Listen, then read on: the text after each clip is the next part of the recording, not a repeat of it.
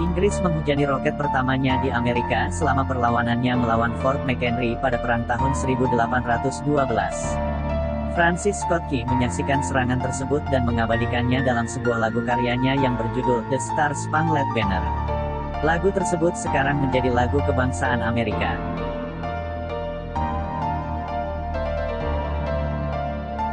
Jepang mengirimkan bom lewat balon ke Amerika selama Perang Dunia II.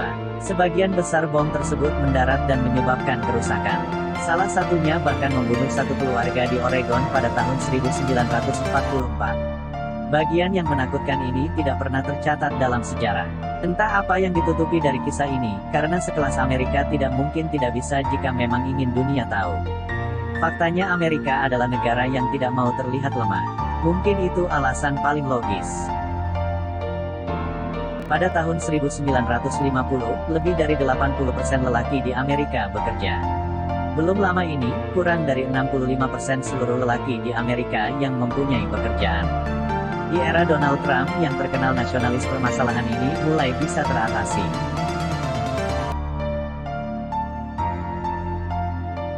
Namun faktanya, pada 50 tahun yang lalu Amerika adalah nomor 1 di dunia dalam GDP per kapita. Sekarang, Amerika ada di urutan ke-belasan GDP per kapita. Hutang nasional Amerika sekarang lebih dari 22 kali lebih besar dibandingkan ketika Jimmy Carter menjadi presiden. Sejak berdirinya sampai tahun 1981, utang nasional Amerika melampaui 1 triliun dolar. Sekarang, utang nasional Amerika melebihi 15 triliun dolar dan bertambah 1 triliun setiap tahunnya. Pada tahun 2011, perdagangan Amerika mengalami defisit dengan China dengan lebih dari 49,000 kali lebih besar dari tahun 1985. Semakin kesini kekuatan China tak terbendung. Hingga tahun 2017 perang dagang terjadi dengan terang-terangan. Mulai dari saling serang kebijakan hingga memainkan isu-isu dalam dan luar negeri.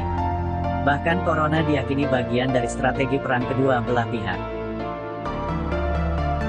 Terlihat kaya, nyatanya Amerika adalah negara swasta yang dikuasai para kaum globalis. Kira-kira 48% orang Amerika sekarang dianggap berpenghasilan rendah dibandingkan hidup dalam kelimpahan. Bukan hanya di mata dunia, kebanyakan orang Amerika hanya kaya dalam angka digital. 1 dari setiap 7 orang Amerika mempunyai setidaknya 10 kartu kredit card. Menurut penulis Paul Osterman, sekitar 20% dari pekerja dewasa Amerika dibayar dengan bayaran yang tidak mencukupi.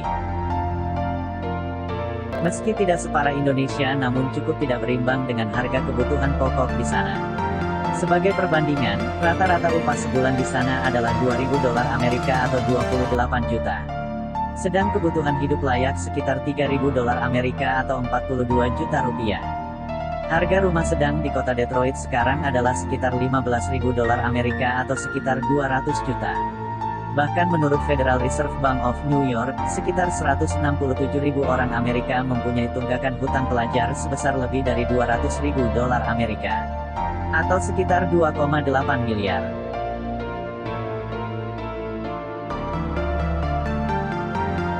Ada 328 juta penduduk Amerika. 46 juta dari mereka mendapat bantuan makanan karena pendapatan yang kurang mencukupi.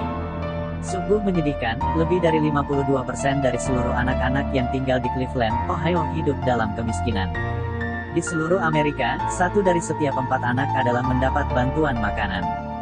Karena kondisi ekonomi keras di dalam negaranya, sangat berpengaruh pada gaya hidup di sana. Amerika menduduki tingkat teratas di dunia dalam hal perceraian.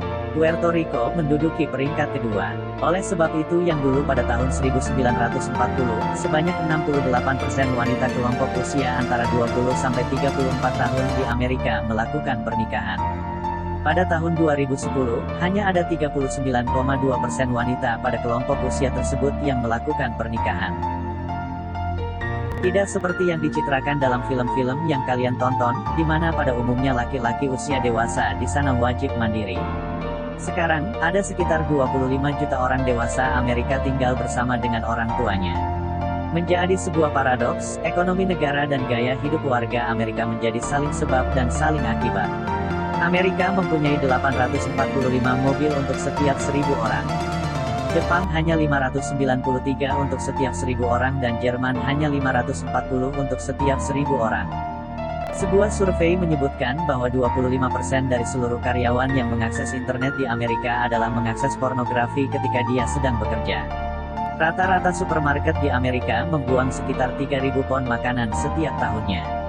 Rata-rata orang Amerika minum lebih dari 600 soda setiap tahunnya. Begitulah kira-kira buruknya gaya hidup di sana.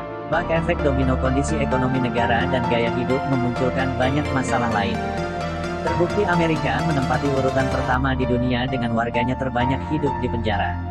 Selain itu salah satunya adalah masalah kesehatan. Sekarang, 66% orang Amerika mengalami kelebihan berat badan. Di Inggris, rata-rata per orang menghabiskan sekitar $3.500 untuk perawatan kesehatan setiap tahunnya. Sedangkan di Amerika orang rata-rata menghabiskan $8.500 untuk kesehatan dalam setiap tahunnya.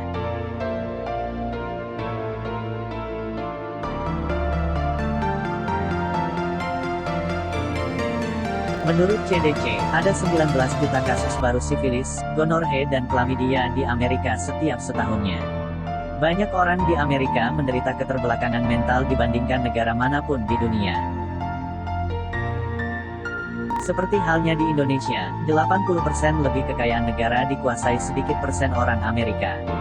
Diperparah dengan kondisi di mana Amerika adalah negara yang kekayaannya kebanyakan dipegang swasta yang tidak semua aktivitas ekonominya berada di Amerika.